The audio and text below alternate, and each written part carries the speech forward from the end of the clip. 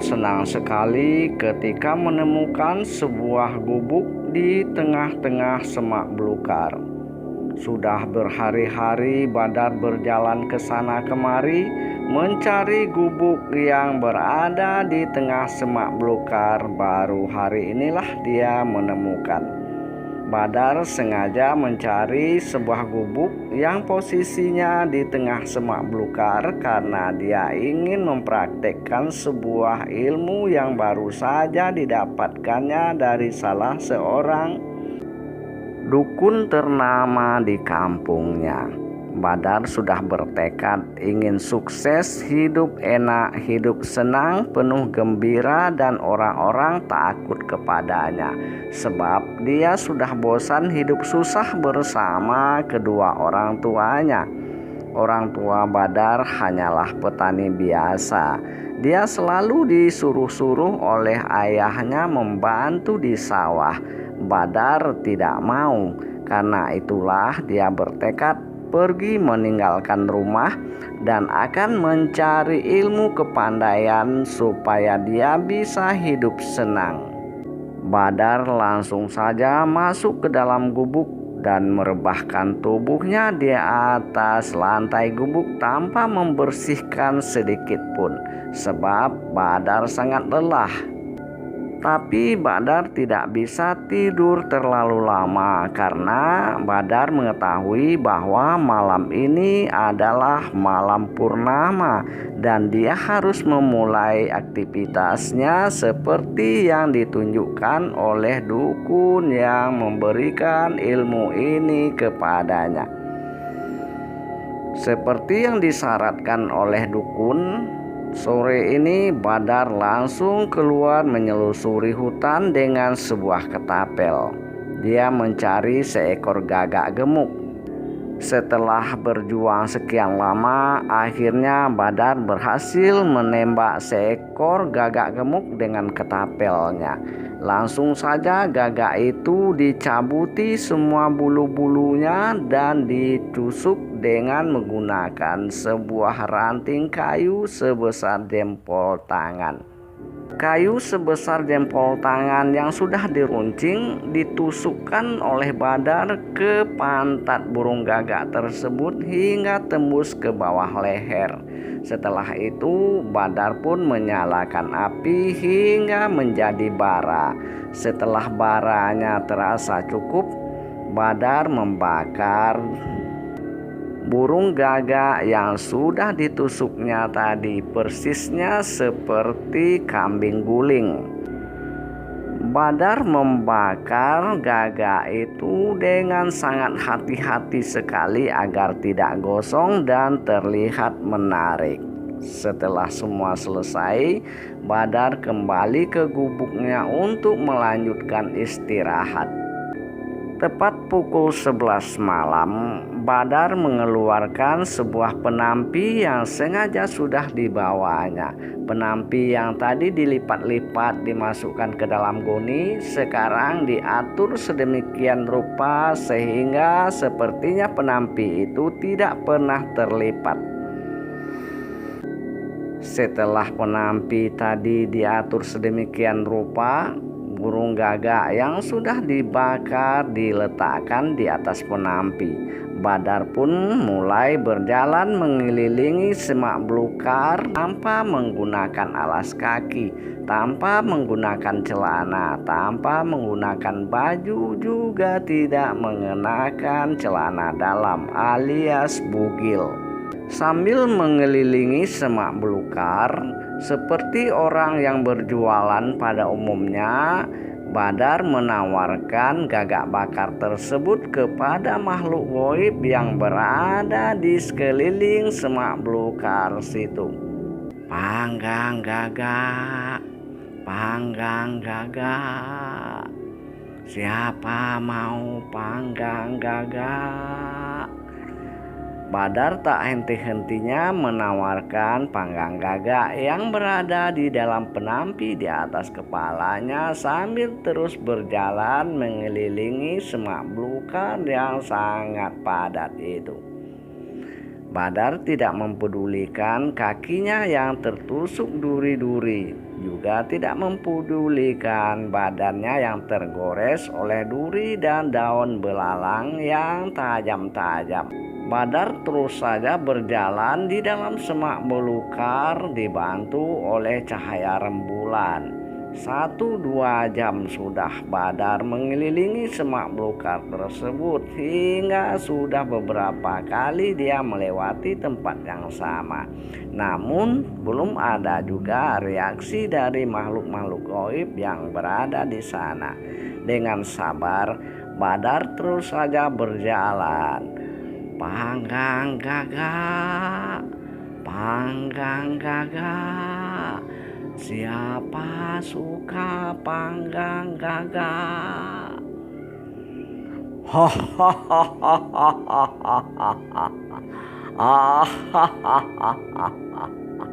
Bawa ke sini, bawa ke sini panggang gagakmu manusia.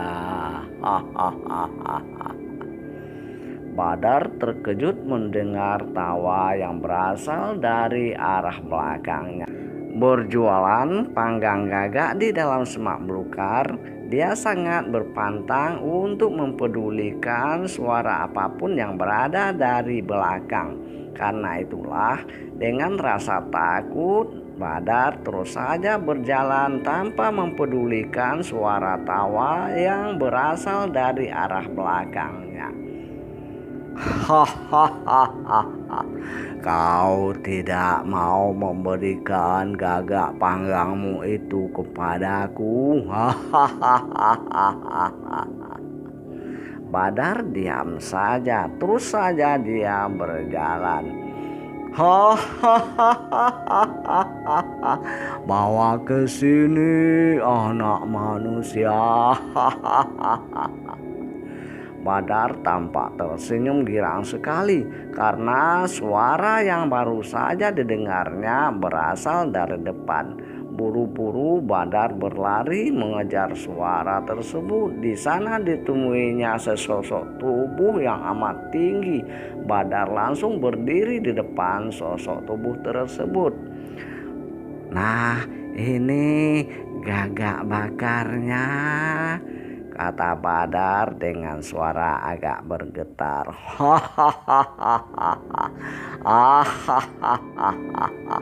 Berapa harga yang kau letakkan untuk gagak bakarmu ini?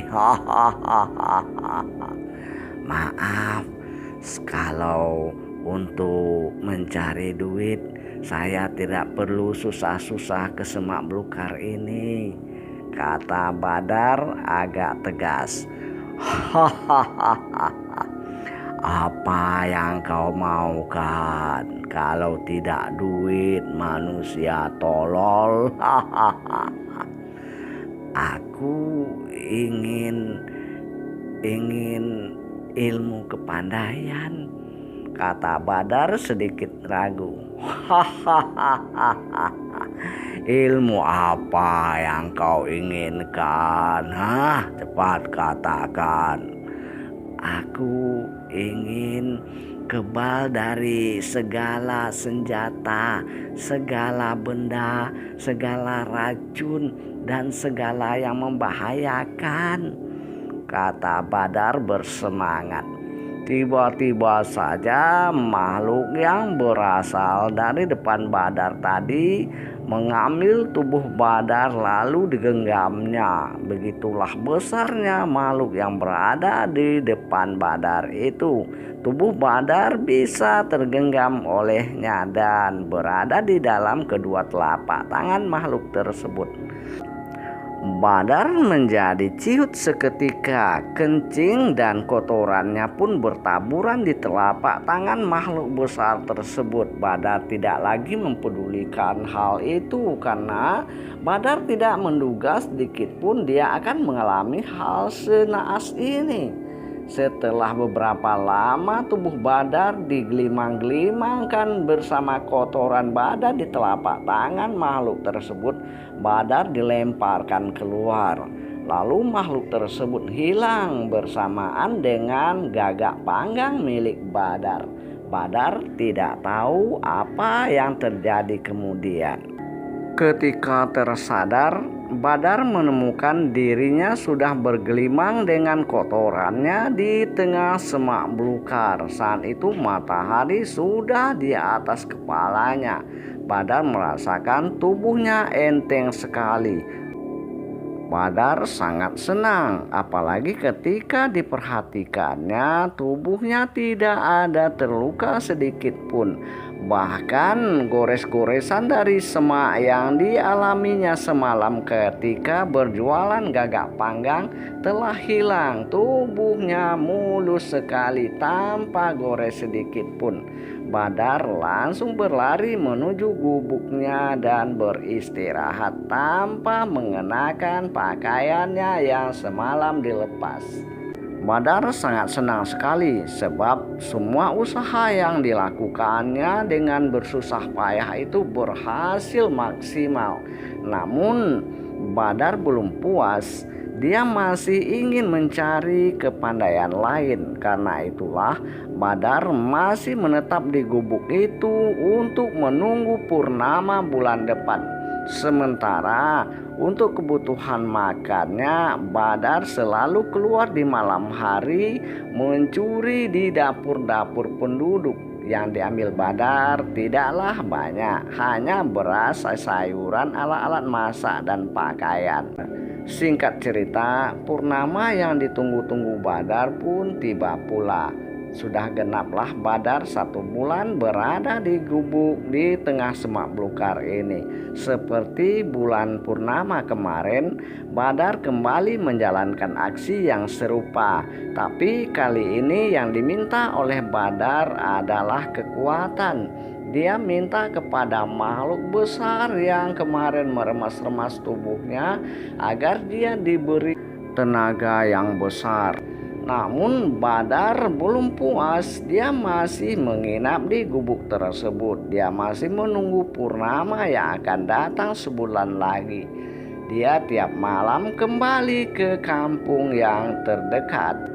Dia mencuri semua kebutuhannya dari rumah-rumah penduduk sehingga dia bisa hidup enak di gubuk reot di tengah semak belukar untuk menunggu purnama yang akan datang.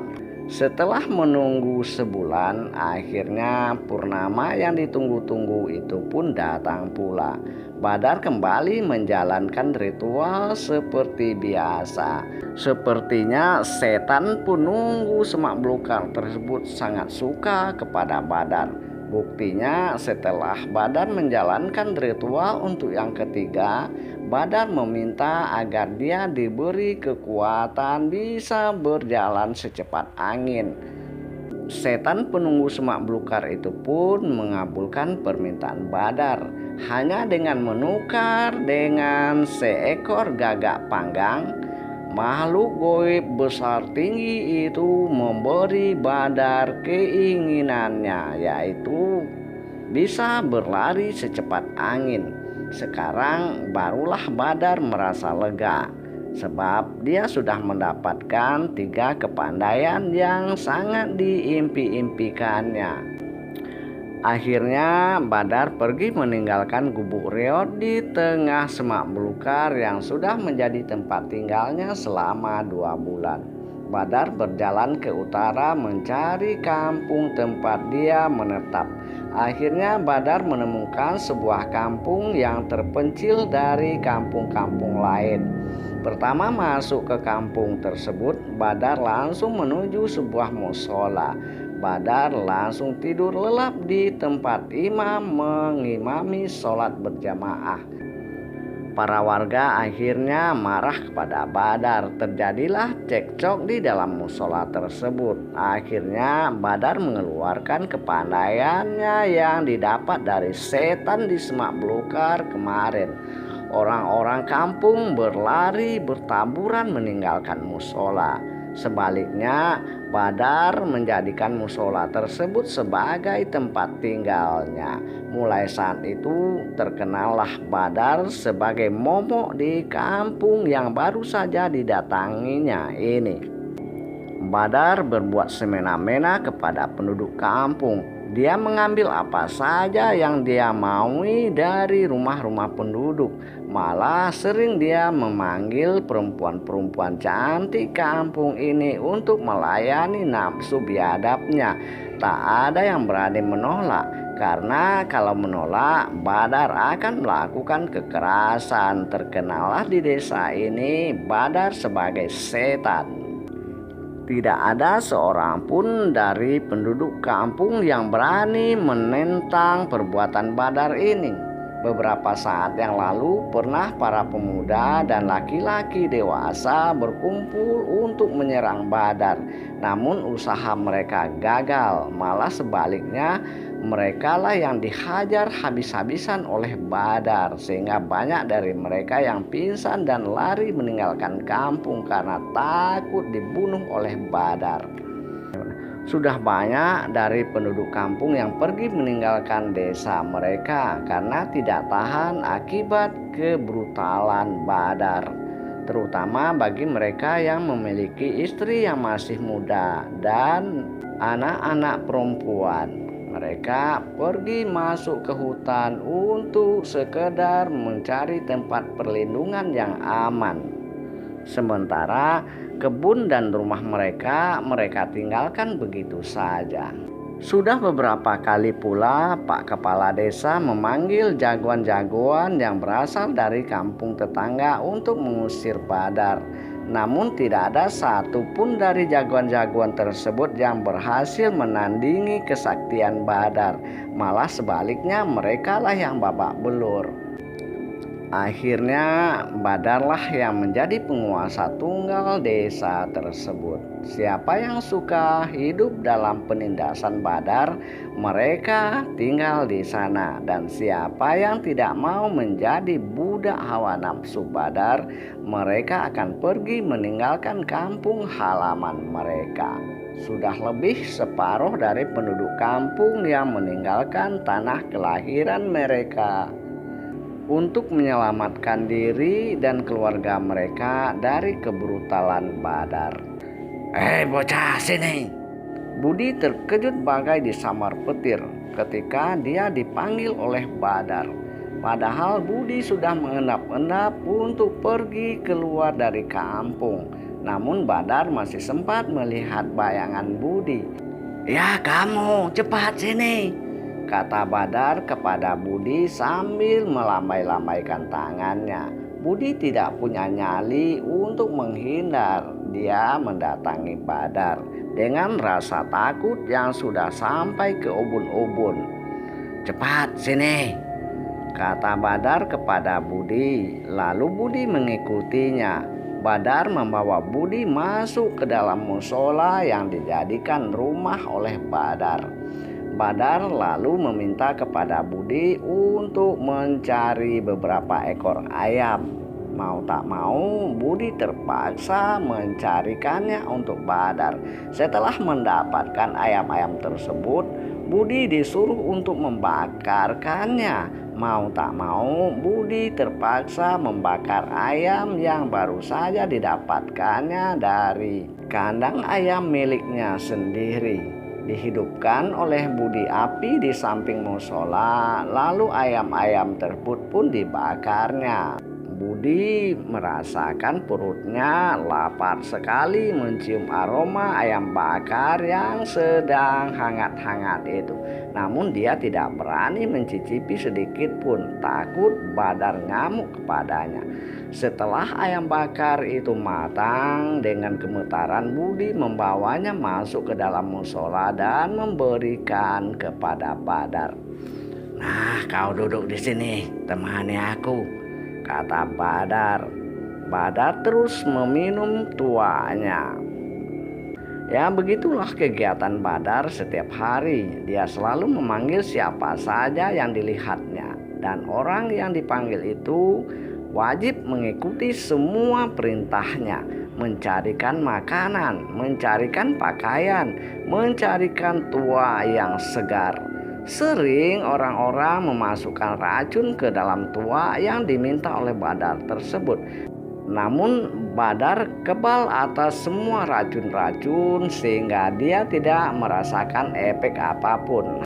Budi terus memperhatikan Badar melahap ayam bakarnya sambil meminum tua. Bergelas-gelas tua tersebut diminum oleh Badar. Budi mual sekali mencium aroma tua yang sangat busuk tersebut. Namun dia heran mengapa Badar suka sekali dengan minuman yang baunya seperti ini. Tapi dia tidak bisa berkata apa-apa. Budi hanya diam saja memandangi Badar yang makan ayam panggang dengan lahap dan minum tua dengan dahaga sekali sepertinya. "Kamu tinggal di mana?" Budi menunjukkan rumahnya kepada Badar. Dia tidak berani untuk berbohong. "Dengan siapa kau tinggal?" Badar bertanya lagi. "Ayo, dengan siapa? Mau ku gampar kau," kata Badar pula lagi. "Dengan ibuku," kata Budi gemetaran. Dia sebenarnya sangat takut sekali. Seandainya nanti dia disuruh Badar memanggil ibunya datang ke sini, tentulah ibunya akan celaka karena ibu Budi masihlah muda. "Benar saja. Cepat kau suruh ibumu ke sini," kata Badar. Bagaikan disambar petir, Budi mendengarkan perintah tersebut. Ibuku lagi sakit." Aku tak peduli. Cepat," kata Badar. Budi mau tak mau terpaksa pergi meninggalkan musola tersebut dan beranjak pulang ke rumahnya. Iya, saya akan memanggilkan ibu saya," kata Budi sambil berinsut-insut pergi. Namun sebelum Budi pergi, Badar kembali melambaikan tangannya. "Ini kau makan dulu," kata Badar memberikan paha ayam bakar kepada Budi. Budi menerimanya dengan gemetaran. Namun belum sempat Budi menjangkau paha ayam yang tadi diserahkan oleh Badar, Badar sudah menariknya kembali sambil tertawa-tawa. Lalu paha ayam panggang itu dimasukkannya ke dalam mulut. Namun sepertinya tidak tepat ke mulut, melainkan menempel di pipi. Budi tersenyum melihat Badar yang sudah mabuk. Kau mentertawakan aku, ha?" Tidak. Cepat kau jemput ibumu. Aku sudah mabuk ini, kata Badar membuat Budi menggidik. Tanpa permisi, Budi langsung meninggalkan Badar dan buru-buru menuju rumahnya. Tapi Budi tidak mengajak ibunya untuk menemui Badar, melainkan mengajak ibunya untuk pergi meninggalkan kampung saat itu juga. Buru-buru ayah dan ibu Budi mengemas barang-barang mereka seperlunya. Namun belum sempat Budi, ayah dan ibunya pergi meninggalkan rumah. Anak tolol, kenapa lama sekali kau manggil ibumu? Tampaklah Badar sudah berdiri di depan pintu rumah Budi, sementara ayah dan ibunya masih berkemas di dalam kamar, membuat Budi ketakutan. Buru-buru Budi berlari ke ruang depan dan mengunci pintu depan rumahnya. Buka pintunya, kata Badar dari luar. Budi gemetaran. Akhirnya Budi membuka pintu belakang dan dia menyuruh ibunya buru-buru keluar dari rumah, masuk ke dalam semak-semak yang berada di belakang rumah. Tak lama kemudian Ayah Budi pun menyusul ibunya masuk ke semak-semak di belakang rumahnya itu. Lalu Budi keluar dari pintu belakang, tapi dia tidak mengikuti ayah dan ibunya, melainkan dia memintas menuju pintu depan dari samping rumah. Baru saja Badar melihat Budi muncul dari samping. Mana ibumu? Kata Budi sambil meletakkan telunjuknya di bibir. Ada apa? Kata Badar terheran-heran. Budi langsung saja mendekati Badar. Dia sangat takut sekali, tapi dia berpura-pura berani. Ia mempertaruhkan jiwanya demi keselamatan ayah dan ibu yang sangat ia sayangi. Saya sedang mengintip 2 ekor ular yang sedang berkelahi, tapi keduanya masuk ke dalam sumur. Jangan banyak alasan kau, bocah.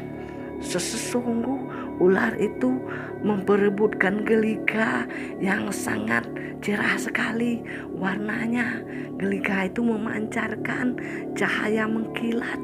Saya ingin sekali mengambilnya untuk saya berikan pada Bapak Badar. Kata Budi berbohong. Di mana ular itu sekarang? Keduanya masuk ke dalam sumur membawa Gelika itu. Di mana sumurmu? Kata Badar kepada Budi dengan gaya khasnya yang sedang mabuk.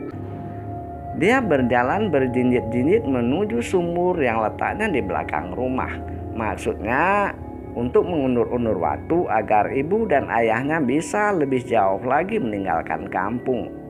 Sepertinya Badar yang sudah mabuk itu percaya saja dengan Budi, hingga dia menyusul Budi dari belakang. Melihat hal itu, Budi merasa gembira sekali. Artinya dia bisa mengundur-undur waktu agar ayah dan ibunya bisa pergi meninggalkan kampung jauh-jauh. Mengenai keselamatan dirinya sendiri, Budi sudah tidak memikirkannya lagi. Karena itulah timbul sedikit keberanian di dalam hati Budi. Langsung saja Budi menunjuk sumur miliknya. Sumur milik Budi itu dalamnya tidak kurang dari 12 meter. Sekarang dalam keadaan kering. Itu tadi ularnya terperosok ke dalam sana bersama Gelika yang bersinar itu, Pak. Kata Budi kepada Badar. Badar dengan berjinjit-jinjit pula menyelongok ke dalam sumur. Mana? Tak ada. Mungkin ular itu sembunyi di dalam lubang di samping dinding sebelah kiri itu, Pak Badar.